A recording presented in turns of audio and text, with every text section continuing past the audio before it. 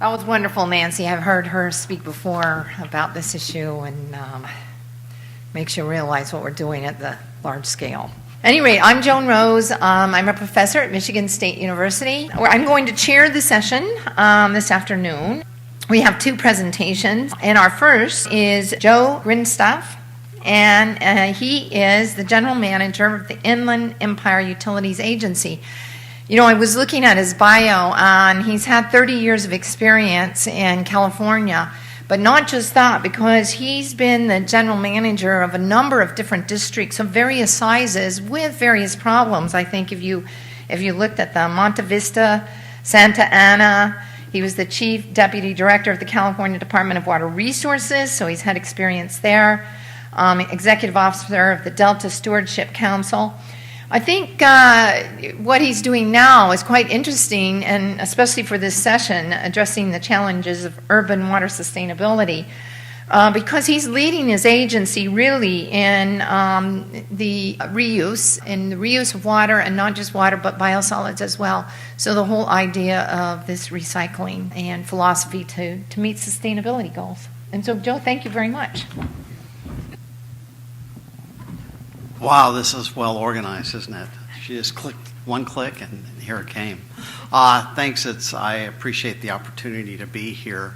Let me first tell you a little bit about Inland Empire Utilities Agency, kind of who we are. We're the wholesale agency that does water and wastewater for the west end of San Bernardino County. So for those of you not from LA, it borders on LA County, Orange County, and Riverside County. We have about 850,000 people. Last number I saw was 855 or something, and we're still growing a lot. I think something like 40% of the people that live there go to work in LA or Orange County. So it's a bedroom community in many ways, but we also have some significant industries. So we have what remains California Steel, what was once Kaiser Steel. So we have a number of things in our region. And I want to talk some about the values that we as an agency have. Our board has for a long time been committed to sustainability and resilience. So that includes biosolids. We have 5 wastewater plants, and from those we generate a lot of sludge. But rather than ship it off to Arizona, which I think we did at one time, we actually built a compost facility, an indoor compost facility, which is the largest in the Americas. And all of our sludge is composted and reused locally.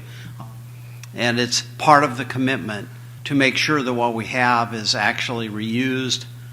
We do it with trying to pay attention to the dollars, so we don't just spend whatever it costs, but we think we can achieve that objective while also being responsible with cost. Another example would be on the power side, where we have solar and wind and the largest digester gas fuel cell in the world, as far as I know, and also have engines that we run with methane. And the board has a policy of trying to be independent during peak times so that we're not a drain on the system. And ultimately, we think we can get to a place where we actually are self-sufficient in terms of energy. So kind of with that background, I want to talk a little bit about the expectations. You all know that we're in drought here in California. We're expecting that our wholesale supplier, Metropolitan Water District, is going to implement a water supply allocation plan sometime in the next few months, which means rationing. So we expect maybe on the order of a 10% cutback for everybody. That's a major issue for us, and something that I think actually is helpful as we plan for the future. We're in the middle of updating virtually all of our plans, our wastewater plan, our recycled water plan, our energy plan, our water supply plan. So trying to tie that all together in this environment's been really challenging and interesting. Where are we with water? About 70% of our water supply is local right now. So we have, when it rains, we have some surface water even that comes into the area. We have groundwater and we import water from Northern California into the area, about 30% of our supply. And that's the part of our supply that's under the most stress. But honestly, droughts impact local supplies too and impact groundwater basins. And so we've recently been in a discussion, our water master's been in discussions with all the producers about what is the real safe yield, what's it been over the last 10 years, because it's been a relatively dry 10 years. That's a challenge we're expecting to grow. I think on this slide we say 1.1 million people by 2040, but we're not sure how much it will be. We have one development in our region that's expecting to add about 200,000 people just in that one single development in the southern part of our area. So it's a significant challenge, growing with limited supply and trying to find a way to be sustainable and resilient. If we just did what we've done in the past, the water supply requirements for the agency would go up from 232,000 acre feet to around 323,000 acre feet. That's not sustainable. But we have to find a way to supply water so that we can have the economy that we all want to have, and that has lots of implications for us moving ahead. One of our fundamental principles is that it's really uncertain. So I pay attention. I hear scientists fairly routinely now talk about the fact that stationarity is dead. And I'm not sure that it was really ever alive, but certainly as a water manager, and as you heard, I've managed water agencies before, the typical thing to do has been to say, well, what's been going on for the last 10 years or the last 20 years or the last 50 years, and assume that's what's going to happen in the future. Well, one of my great concerns is that may not be what happens in the future. What if the future looks more like this current year than like the 50 years we had the last half of the 20th century? And what are the consequences? So as we plan, one of our key objectives is figure out what we can do to set it up so that we're resilient, and so that managers that follow me and boards that come after our board will be able to make wise choices and have options for supply. So there are lots of parts, and I'll just talk about a few of the key things that we want to do. One of the key objectives we have is to reduce our dependence on State Water Project water. That's the imported water from Northern California. And that's hard because, as you saw, we're already dependent and we're going to grow. There's significant growth anticipated, and it's clearly the desire for our communities to continue to grow, to allow that to happen. Second major objective is to maximize recycled water use. And we're well on the way towards doing that, but there's still more to do. We've invested about $250 million in building a recycled water system, and about a third of our recycled water now gets recharged into the ground and therefore is available as groundwater, and about 2/3 is used for direct use. We still have some agricultural customers in the area, but mostly it's for direct use, whether it's parks or golf courses or landscape irrigation, or in some cases processed water. We use our recycled water, and we plan to use virtually all that we can generate, and in fact we're in the process of negotiating with member agencies. And I'm going to show you some graphics here in a minute that talks about what the alternatives are. One of the things we're very interested in doing is working with our neighbors. So we're part of the Santa Ana watershed.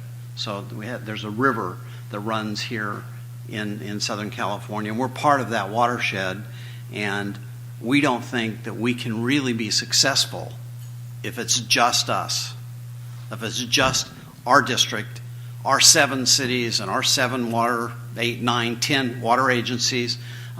If just our agencies are successful, we don't think that's a sustainable strategy. So what we have to do is actually find a way to work with everybody else and help them have a sustainable strategy and have a regional strategy that works for everybody. So the watershed-wide conjunctive use program is one that's intended to actually help us all work together so that we're all able in dry years to get through those years, and so that in wet years we can take deliveries of more water. And then the last one, which in some ways is the most controversial, although maybe the most logical, that probably everybody in this room would say, of course you ought to do this, reducing demands, conserving more water. That's controversial if you're in a water agency because your revenues go down. And we'll talk about that in a minute. So, recycled water use. Our intent is to maximize direct connections, first of all, and what we try and do is take all of the water that we can't directly use and recharge that into the ground. And right now there are a few months in the wintertime, if it's wet, when we can't recharge everything. But otherwise we think that program will be successful. Recently we've actually realized that we have more demand than we have water. So we're in the process of negotiating with neighboring agencies to acquire their recycled water, because in most cases agencies haven't invested the money that's necessary to make a recycled water system really work. It's not a cheap thing to do. It's not something you can do overnight. You have to really invest money and work hard to get it done. So one of the things we have an MOU with one neighboring agency to develop a system and an agreement for transferring recycled water, and we're talking to another agency. Long term, it's water. So we're going to do that. Conservation. When you look at this, you can see that we have a significant amount of irrigation demands in our region. So our internal water use is about 55 gallons per person per day. Not really bad, not maybe wonderful, but it's not bad, at least in a Southern California perspective. But we have an awful lot of irrigation demands. And so we think we have a lot of opportunity here to improve water use efficiency and reduce those demands, and we think that's a key part of what we have to do as we move ahead. The process we're going through is one that involves water supply scenarios. So when you look up there, if we just kind of went ahead with what we've been doing, here's what we would do. We would import more water. And that's the big red arrow up there at the top of the graphic. And the little green arrow there on the left, that's water conservation. That's kind of where we're at today. And if we didn't do anything else, we just kept moving, this is where we'd be. And we don't think that's sustainable.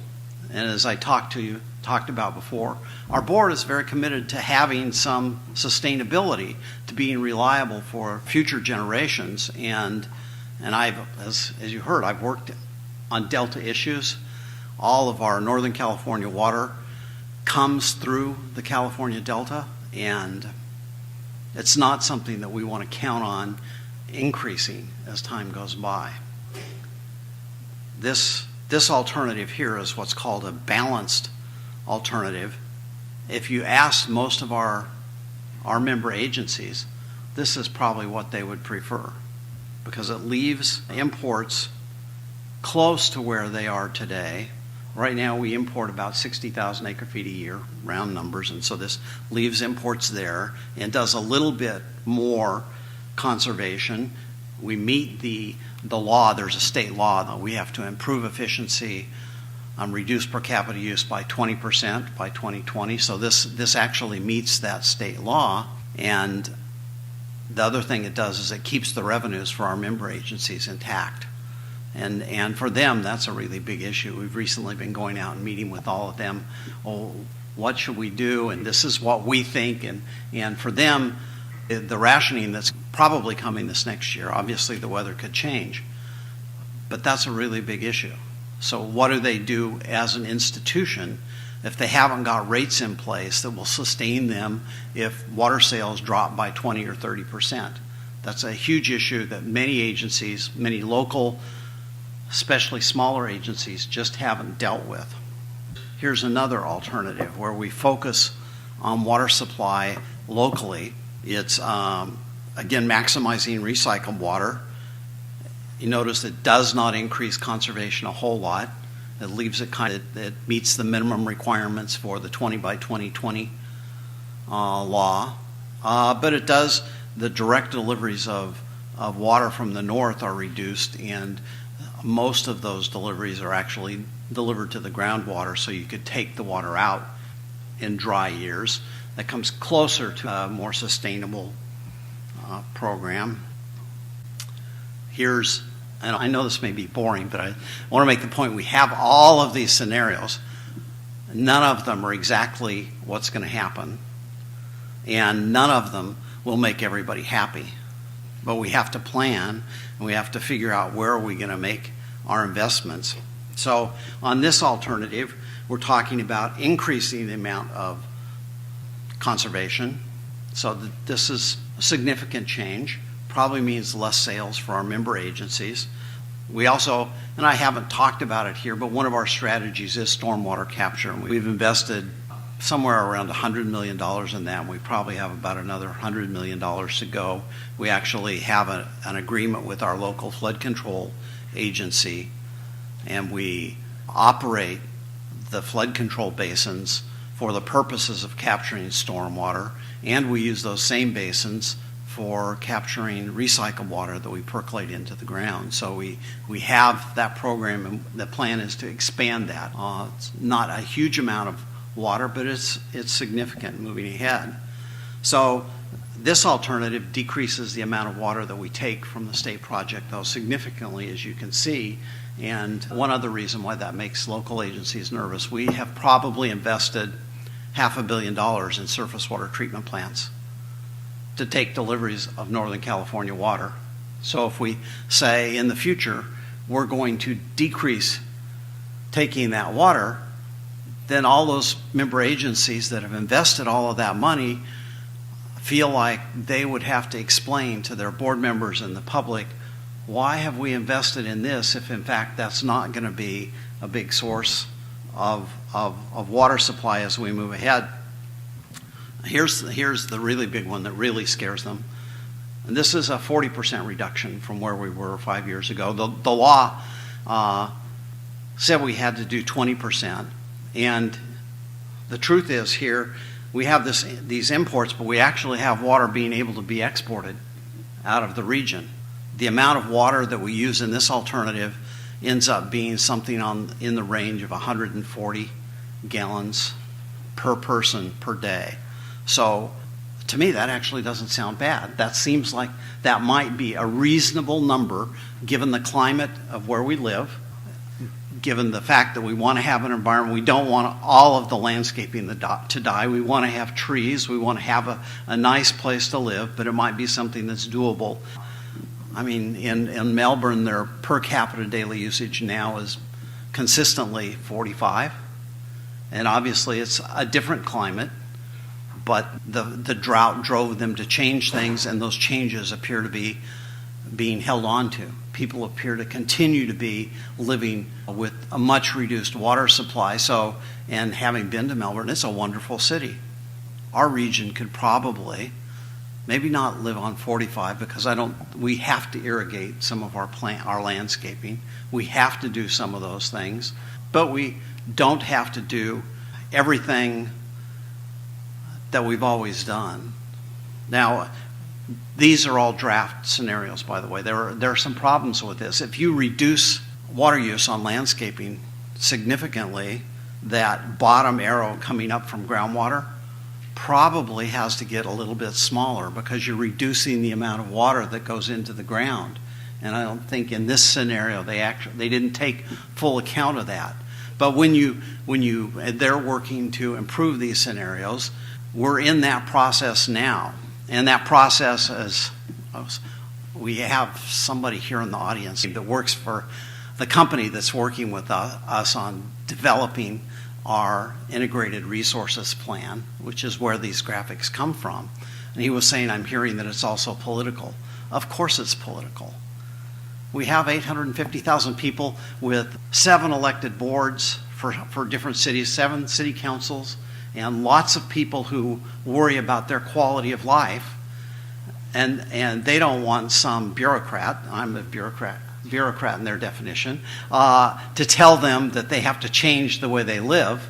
And And so we have to figure out how we can move ahead. It's actually clear to me that if it remains dry, even the amount of conservation we have here may be not nearly as much as we actually do.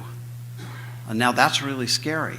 So inherent in developing our integrated resources plan is not just doing the planning of this number, but then saying, well, how will we support people to transform their landscapes so that they are more California friendly, so that it looks like California can look. Still very beautiful, green, wonderful place to be, but not necessarily full of ornamental turf.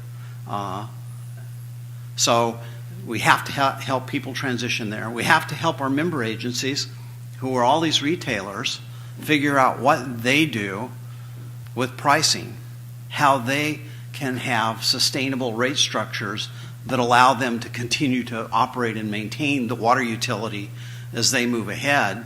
And we have to figure out how we communicate with the public about all of that stuff, because conservation, as I say, it may be the most controversial part of the plan. And so that's the challenge. So I was going to talk about what are the challenges as you're trying to develop a sustainable plan. I believe something like this is sustainable. Actually, probably the one before is sustainable. The real art is trying to figure not just the numbers, but how do the communities buy in? How do the people buy in to that? So these are some of the scenarios for gallons per capita per day. You can see where they're at, and I won't spend too much time on these. I do want to say that as we look at our water portfolio over time, the 30% here in this white pie chart is where we want to be, 30 or 40% water conservation.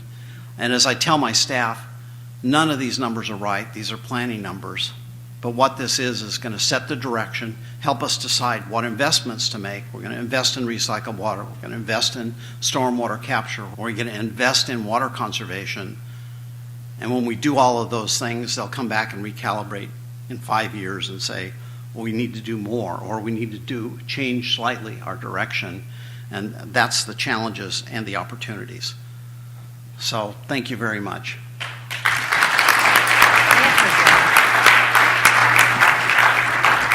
Joe, I'm sure there's going to be some questions. So I'm kind of interested in the relatively large reliance on direct recycling of water as opposed to groundwater replenishment. It seems like a lot of the utilities, for example, Orange County or the South Bay Water Recycling Project in San Jose, have looked at these direct projects and seen that it results in an increased reliance on landscape irrigation, and it suffers from problems of building and maintaining a large purple pipe water distribution system.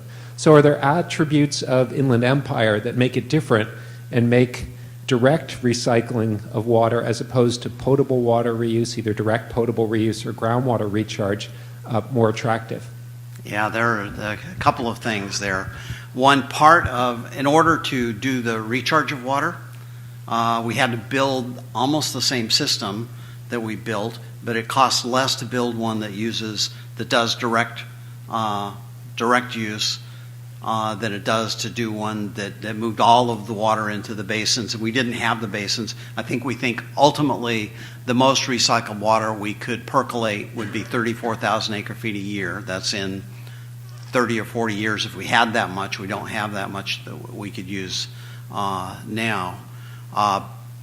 And so in order to maximize recycled water, this was the plan they came up with. That said, if I had a choice, I would probably go for indirect because it is simpler to manage. Trying to manage the hundreds of users and balance a system, it's operating a whole new water system, and that's a challenge. The other thing that's there is we have member agencies that had all signed agreements with us, so each of the member agencies wanted water delivered to them, and so that politics is always, that plays into why those decisions were made. There's a question. Yeah, I think right back here.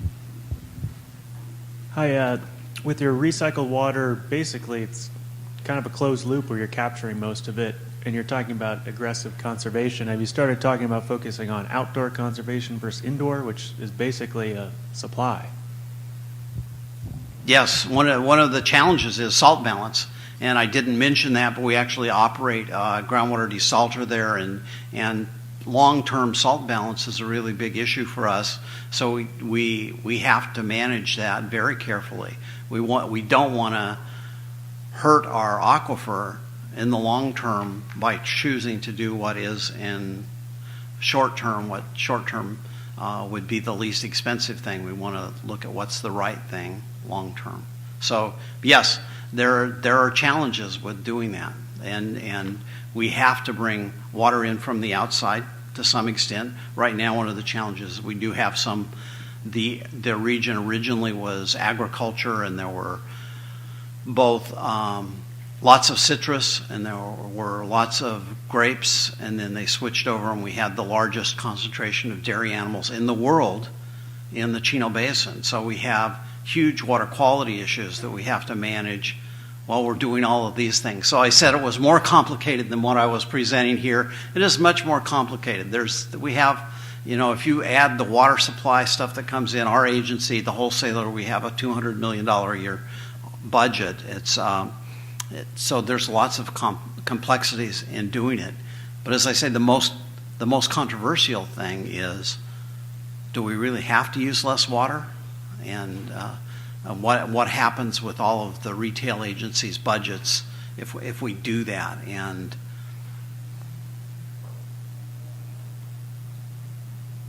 okay, thank you. Okay, thank you